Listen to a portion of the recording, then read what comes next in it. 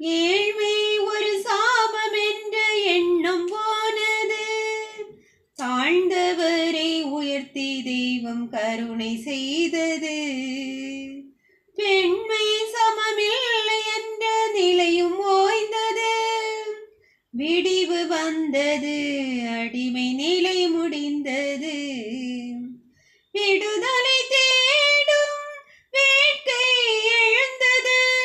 துயர்களை தாங்கும் துணிவும் பிறந்தது. தடைகளை தகர்த்திடும் நம் காலம் வெடிந்தது.